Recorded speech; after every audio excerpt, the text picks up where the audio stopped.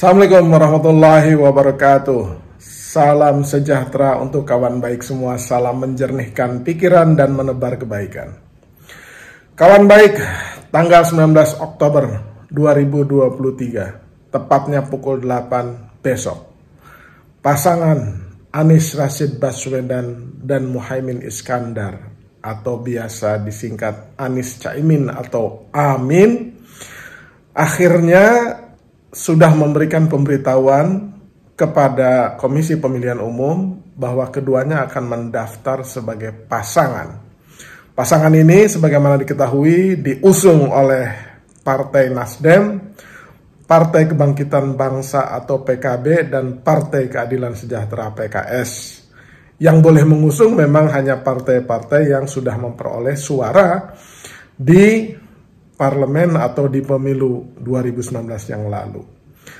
Jika besok yang konon katanya menurut Pak Sudirman Said, juru bicara Anies, Amin, itu akan didampingi oleh ribuan atau setidaknya 20.000 massa, maka ini menandai sejarah politik di tanah air. Karena kalau misalkan besok jadi, ya pasangan inilah adalah pasangan yang pertama kali mendaftar setelah beberapa waktu yang lalu sudah memutuskan berpasangan. Sementara pasangan yang lain konon katanya Mas Ganjar Pranowo hari Rabu pukul 10 itu kemungkinan berpasangan dengan Pak Mahfud MD. Sementara Prabowo masih gamang berpasangan dengan Gibran atau Erick Thohir atau Erlangga Hartarto atau Yusril Iza Mahendra. Tapi yang pasti 19 Oktober besok ketika Anies dan Caimin mendaftar didampingi oleh jajaran partai politik pengusungnya dan simpatisan maupun ribuan relawan, ini menandai tahap yang kesekian dari perjalanan Mas Anies sebagai capres gitu. Nah, apabila kawan baik semua mengikuti perjalanan Mas Anies dan yang di ujungnya berpasangan dengan Caimin, memang luar biasa jalannya itu terjal dan berliku, terutama untuk Mas Anies. Gitu. Sejak memenangkan Pilkada DKI Jakarta, terpilihnya Mas Anies sebagai gubernur, luar biasa ya, gempuran-gempuran terhadap Mas Anies. Tidak hanya karena mungkin ya para pendukung yang dikalahkannya yaitu Ahok ya dan Jarot itu masih terluka ya dengan memfitnah seperti politisasi mayat, ayat, kemudian politik identitas, pokoknya terus-menerus digaungkan. Tapi sebenarnya itu ujung dari gempuran-gempuran terhadap Mas Anies adalah kekhawatiran Mas Anies itu akan menjadi salah satu kontestan yang kuat dan patut diperhitungkan untuk Pilpres 2024 mendatang. Jadi kenapa Mas Anies terus-menerus ketika menjabat sebagai gubernur itu tidak hanya dibully tapi juga difitnah, digempur terus-menerus oleh orang-orang yang dianggap sebagai anti Anies, itu karena untuk menurunkan ya. Pertama, mengganggu konsentrasi Mas Anies supaya Mas Anies itu tidak sukses memikirkan kinerja atau memikirkan program atau kebijakan di DKI Jakarta. Kan kalau digempur terus, dihajar terus, dibully terus, ya Mas Anies diharapkan kehilangan konsentrasi itu, kehilangan fokus. Yang kedua, semua apa saja yang menyangkut kebijakan Mas Anies tanpa kecuali itu dikritisi, ya, dengan cara dijegal-jegal atau dikritik-kritik gitu. Jadi kritik, gempuran ini sesungguhnya berujung pada satu, adalah bagaimana mengganggu fokus, itu yang pertama. Yang kedua itu melemahkan citra, ya, citra seorang Anies Rashid Baswedan. Jadi dulu itu memang ada skenario bahwa capres yang diinginkan oleh pemerintahan Jokowi ini adalah capres yang dianggap bagian dari koalisi pemerintah. Nah, skenario ini bubar karena Nasdem, ya, sebagai anggota partai pemerintah yang memiliki 3 kursi di kabinetnya Jokowi, itu kemudian pada bulan Juni 2022 mendeklarasikan, ya, 3 orang kandidat capres yang bakal diusung oleh Nasdem. Siapa dia? Anies, Andika Perkasa, dan Ganjar Pranowo.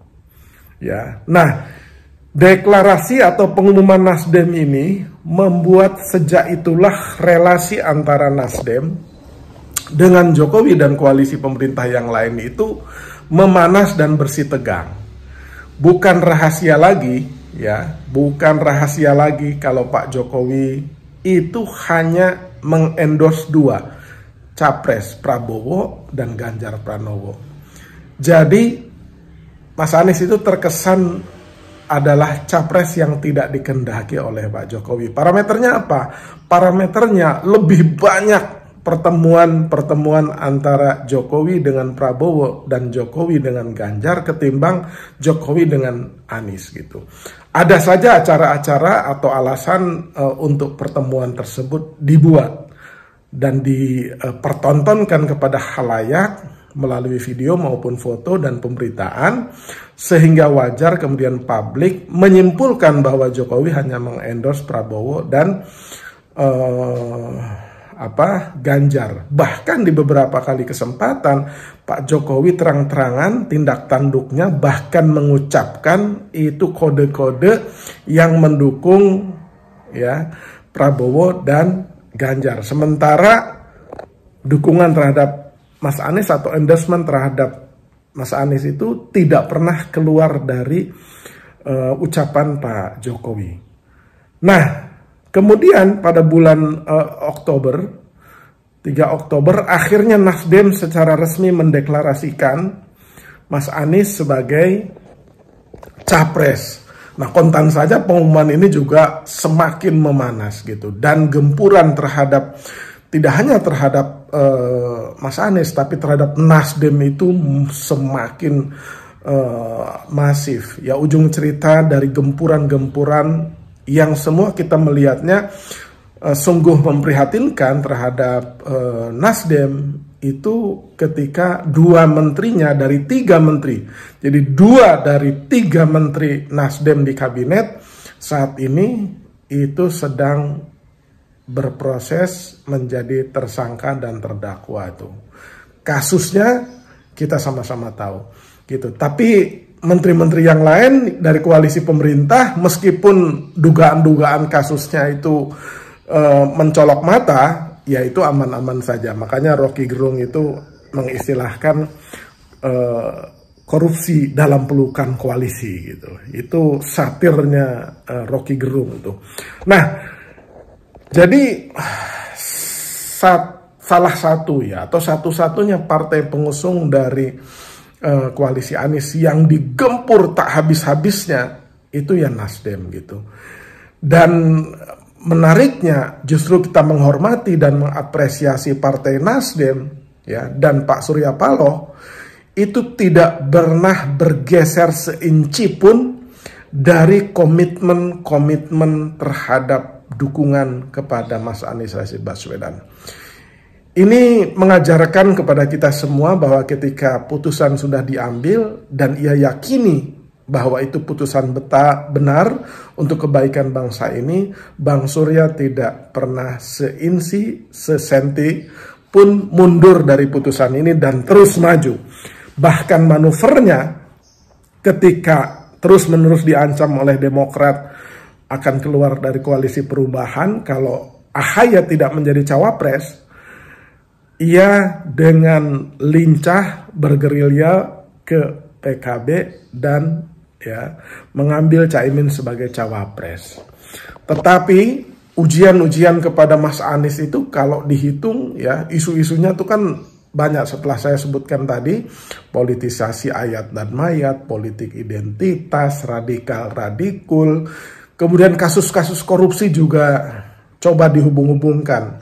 Ya, setidaknya ada 4 kasus korupsi yang selalu digaungkan bahwa Anies terlibat padahal tidak gitu. Misalkan kasus Formula E yang paling kencang sekali itu. Kemudian kasus tanah di Munjul, tanah di Pulau Gebang, bahkan ya kegagalan operasional di tingkat BUMD ya ketika ada video beredar bahwa ada beras busuk bansos di gudang JIEP kawasan Pulau Gadung, itu dihubung-hubungkan dengan korupsinya atau kegagalannya Mas Anies. Tapi ya Mas Anies jalan terus ya, para pendukungnya juga jalan terus memperkuat Mas Anies. Bahkan di beberapa daerah Mas Anies itu dijegal-jegal acaranya, izinnya itu dipersulit, bahkan tidak hanya dipersulit, yang sudah diizinkan itu dibatalkan. 2 kasus terakhir adalah acara di Bekasi, di Stadion Patriot Bekasi, dibatalkan oleh wali kotanya, ya. Kemudian acara di Bandung, Gedung Indonesia Menggugat baru-baru ini digagalkan atau dibatalkan juga oleh PJ Gubernur Jawa Barat itu. Jadi sampai di ujung gempuran terhadap Mas Anies itu luar biasa besar.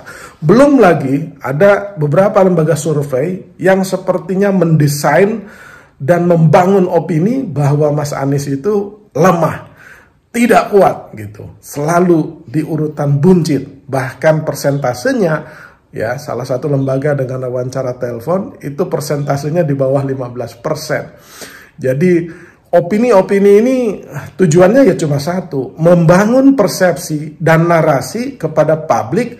Jangan dukung Anies karena Anies itu tidak akan menang. Jangan dukung Anies karena Anies itu lemah, tidak ada dukungannya gitu.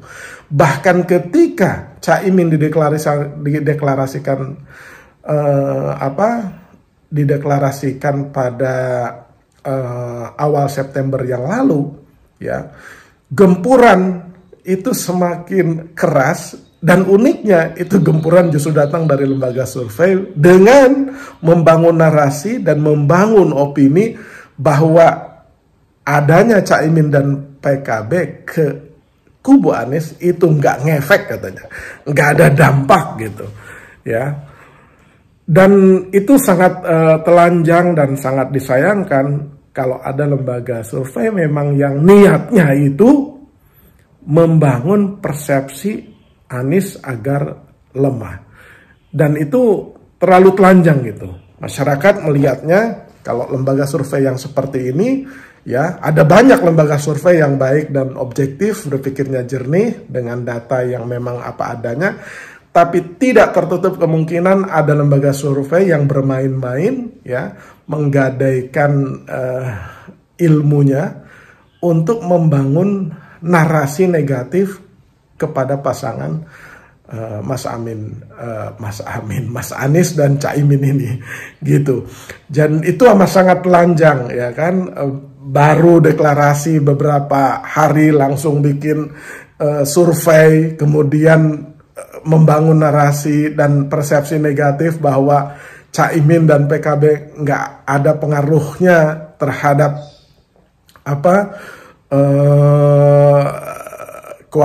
kekuatan koalisi perubahan. Bahkan di markasnya sendiri di Jawa Timur dan Jawa Tengah katanya ya, kata juru bicara lembaga survei ini ya juga nggak ngefek gitu. Nah ini kan mengajarkan hal yang tidak baik kepada publik, walaupun kita tetap menghormati pendapat-pendapat dari lembaga survei seperti ini. Jadi kalau mereka bisa ngomentarin apa saja dalam konteks politik, ya kenapa nggak juga kita diperbolehkan mengomentari hasil karya mereka tuh, gitu. Nah, jadi perjalanan sampai ujung yang penuh dengan lika-liku, penuh dengan drama yang menegangkan, akhirnya itu bisa dilewati. Bahkan ya, makin ke sini momentum pasangan Anies Caimin ini terlihat makin membesar. Ya, parameternya adalah ketika bikin acara di Sidoarjo kemarin juga dihadiri oleh begitu banyak orang di Sidoarjo, kemudian sebelumnya di Makassar juga dihadiri oleh begitu banyak orang. Jadi sepertinya kalau melihat ini, maka telah terbangun momentum politik untuk Anies Rashid Baswedan. Dan kita akan melihat seberapa banyak dukungan dari masyarakat yang mendampingi Mas Anies dan Caimin daftar ke KPU besok ya. Mas Dirman sudah mengatakan untuk dan memperkirakan angkanya itu setidaknya 20.000 orang. Tapi banyak pihak yang meyakini dan banyak orang yang juga sudah bersiap-siap ya untuk mengantar Mas Anies dan Caimin besok. Jadi 19 Oktober ya pukul 8 adalah momentum bersejarah untuk pasangan ya Amin, partai pengusung, simpatisan, relawan ya, anggota-anggota partai dari koalisi ini, dan jutaan pasang mata dari masyarakat juga akan menyaksikan momentum bersejarah ini. Nanti sampai jumpa besok dalam liputan khusus 19 Oktober di KPU. Terima kasih.